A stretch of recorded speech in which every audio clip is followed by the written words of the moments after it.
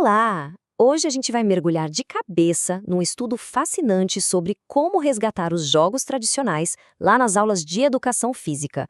Prepare-se porque tem umas lições muito valiosas aqui que podem de verdade transformar o jeito que a gente olha para o ato de brincar na escola. Essa é uma pergunta que bate fundo na nostalgia, não é mesmo? Pega-pega, esconde-esconde, pular corda. Parece que essas brincadeiras estão sumindo aos poucos. E o estudo que a gente vai analisar hoje foi investigar justamente isso. O que aconteceu com elas? Então, esse aqui é o nosso roteiro. Primeiro a gente vai entender o problema, o tal do jogo esquecido. Depois vamos ver a solução criativa que eles encontraram, como foi a experiência na prática, um desafio bem importante que apareceu, e para fechar, as grandes lições que ficam para todo mundo que se interessa por educação. Ok, vamos começar. O ponto de partida do estudo é um cenário que, vamos combinar, é bem familiar.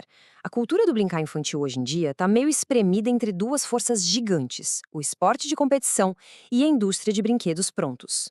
E aqui, a gente vê o contraste de uma forma bem clara. De um lado, o tal do esporte hegemônico, que é super focado em competir, em ganhar, com regras fixas que valem no mundo todo. Bem o que a gente costuma ver nas aulas de educação física, né? Do outro lado, os jogos tradicionais. A pegada é outra, o que importa é o prazer, a cultura, a criatividade. As regras, elas são flexíveis, a gente adapta. E os brinquedos, feitos com materiais simples. É justamente essa riqueza que o estudo tenta resgatar. Tá, mas como resgatar esses jogos que parecem perdidos no tempo? A solução que a pesquisa encontrou foi simplesmente genial. Usar as memórias da própria comunidade para construir essa ponte com o passado. E um método que eles usaram foi o grande pulo do gato. Os alunos não ficaram só sentados esperando a informação, não. Eles viraram os protagonistas, verdadeiros pesquisadores. A tarefa de casa era entrevistar pais, avós, tios sobre como eles brincavam na infância.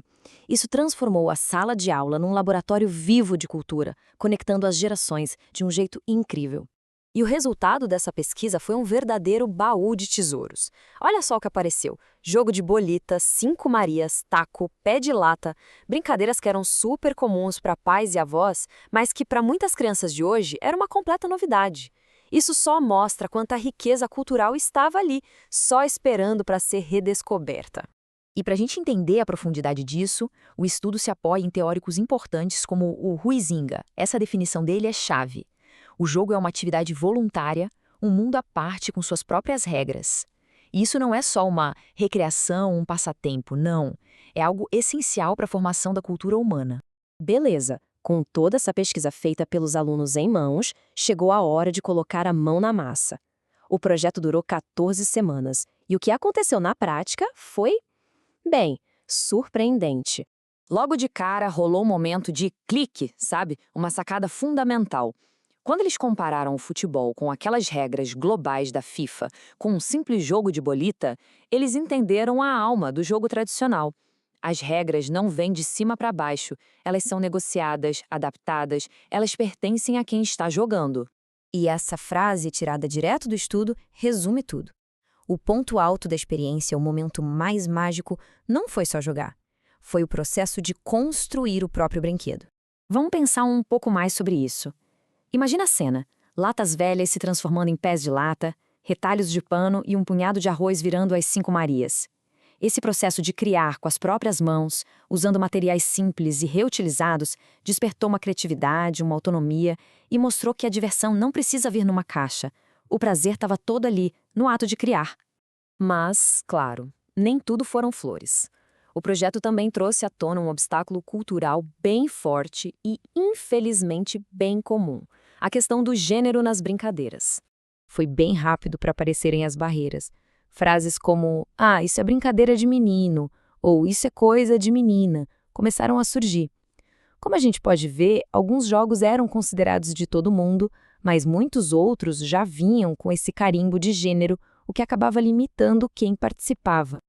O mais interessante aqui são os detalhes. Porque sim, tiveram vitórias. As meninas se amarraram em jogar taco. Os meninos se divertiram tanto com as 5 Marias que até criaram uma nova versão, os 5 Manos. Muito bom. Mas também teve resistência. E por que isso importa tanto? porque esses estereótipos limitam o mundo da criança, limitam as experiências e os movimentos. Eles acabam reforçando papéis sociais desde cedo.